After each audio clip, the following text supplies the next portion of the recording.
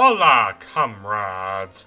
Today's topic of interest, Pokémon Black and White. One of my first great disappointments as a Pokémon fan was discovering the names of the Generation 5 games. Ever since the release of Diamond and Pearl, I stayed awake into the night, long past my bedtime, wondering what the new games would be called. Aquamarine and Garnet? Peridot and Tourmaline? I had this eyewitness book as a kid that discussed all the different types of gems, and I was busy flipping through it, considering which pair of gems would be perfect when the news dropped that the games would be titled Black and White. I was incredulous. That sounded so boring, so bland. There were 1,000 better names they could have chosen. The mediocre starters didn't help matters either. Tepig looked cute enough, but I was never a fan of fire types, and its evolved forms ranked of a desperation to capitalize on the success of Blaziken and Infernape. Oshawott was kind of awkward. I liked Samurott, its fully evolved form, but I didn't want to raise it for that long. However, the slyly smug Snivy appealed to me, and for the second generation in a row, I began my adventure with the Grass-type starter. I was reluctant to begin my Pokemon journey, but my rivals seemed cool. They were better than Berry, though that's not exactly a high bar to pass. In Accumula Town, I was enraptured by the music. It's a tune I still play whenever I need motivation, or want to be swept up in a rush of motion and excitement. It is the music of a bright present and a brighter future.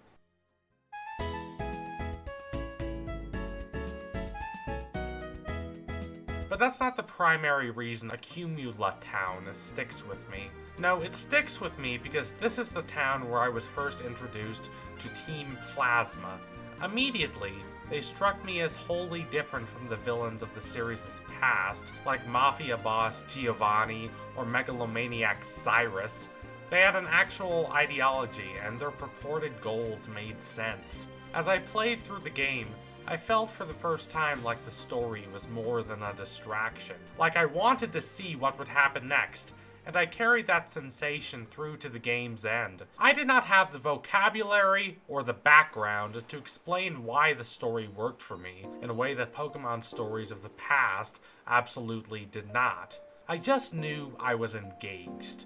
As an adult, I can look back on my experience and accurately evaluate why the story of Black and White impacted me like it did. Before we can determine why Black and White have a good story, though, let's first identify what makes a good story. Writing a powerful narrative is difficult.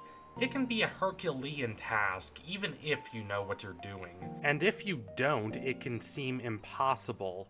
But it's not impossible. If you think it's a matter of getting lucky on a concept, then you have no real clue why some stories work and others don't, and you will never succeed.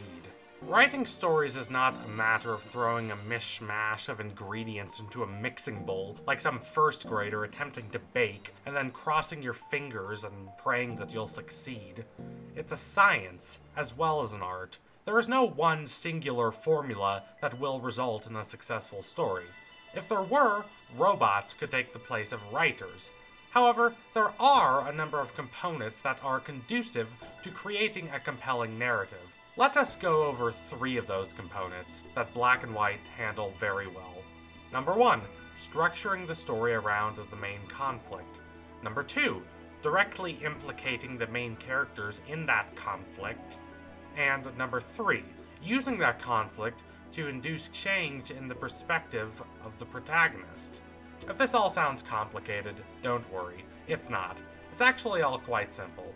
Let's start with number 1, structuring the story around the main conflict. This basically means that if a plot is formed by 2 opposing forces clashing, that conflict needs to stay front and center. On a basic level, is this hard? No, it's common sense.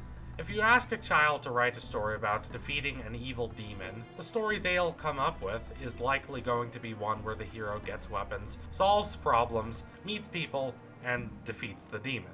But when you're dealing with a more complicated story than that, you run the risk of muddling the narrative. A somewhat recent example of this was The Amazing Spider-Man 2, which featured 3 villains, but could not decide which of its conflicts was the most important, and so it juggled these conflicts unsuccessfully. All of them were left undeveloped, and the movie as a result emerged as a confused, formless shadow of what it could have been. Or how about Captain America: Civil War, which introduced an interesting conflict that split the Avengers, but instead of following through on that setup, it shifted the focus to a single bland villain, and the movie suffered for it. Execution has to match build-up. A story that focuses primarily on a mission to stop a rogue operative from seizing nuclear weapons should not end with a 20-minute romantic date between 2 characters whose relationship had not been adequately developed up to that point. The earlier Pokémon games, while not committing that egregious of a misstep, fell into the same basic trap. The stated goal at the beginning is to collect 8 badges and challenge the Elite Four. This journey is enjoyable and encourages exploration of the entire region, but it has no outside gravitas. The Pokémon world is not going to fall apart if the player does not complete their quest. It has no personal gravitas either, as the player character has no personality. They are blank slates, empty vessels for the player to insert themselves into. Because of these reasons, this quest is constantly overshadowed by the threats posed by the game's evil team. In the first 2 games, Team Rocket's nefarious doings need to be foiled, and this is when the game is at its most dramatic. This is when the stakes are the highest, and yet the main showdown occurs after 7 badges have been collected, meaning the game ends on the comparatively tame march to the final badge and the Elite Four. This is underwhelming, to say the least. And it is worse in Ruby Sapphire Emerald and Diamond Pearl Platinum because the villains in those games threaten the very state of the world. This is so much larger in scale, so much more important, more integral than the main story, that it's humorous. Pokemon Black and White, to their credit, fixed this problem. Instead of being defeated before the 8th gym leader, Team Plasma hijacks the endgame. After the Elite Four have been defeated, N's castle rises out of the sand.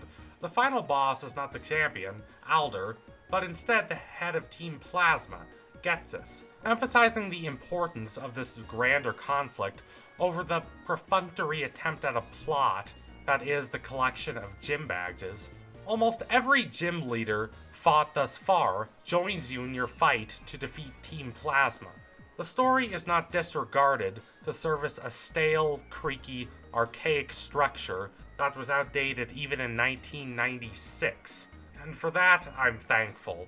Now let's move on to number 2, directly implicating the main characters in the conflict, and while we're at it, let's examine number 3, using that conflict to induce change in the perspective of the protagonist. What do I mean when I say directly implicate? Well, there is no shortage of stories where the hero is a simple savior character with no personal stakes in the events. The conflict is not their fault. They bear no responsibility for it. This is the traditional hero's journey character. Mario had nothing to do with Peach's kidnapping.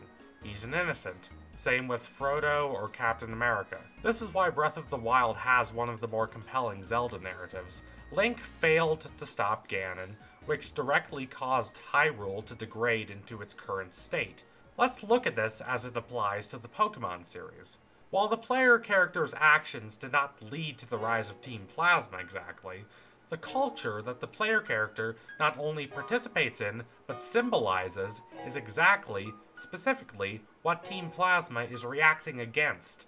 Unlike Team Rocket, which only sought to make money, or Team Aqua and Team Magma with their absurd plans of increasing the amount of land area or ocean area on the planet, Team Plasma brands itself as an organ of Pokémon liberation. It's directly against the values held by the player character. You're not just defeating them because they're capital E evil in your eyes. You're defeating them because they are a threat to the very ideals you as a Pokémon trainer hold dear. This results in a much more compelling conflict. However, despite this, the player character is not the protagonist. Now, the protagonist of Black and White is N. He is the one who has to question his beliefs. He is the one who has to change. He is the one who has to overcome his flaws and the lies he has been told. The player doesn't have to change. They believe that Pokemon battling is good, and the narrative of the game upholds that belief as legitimate and right.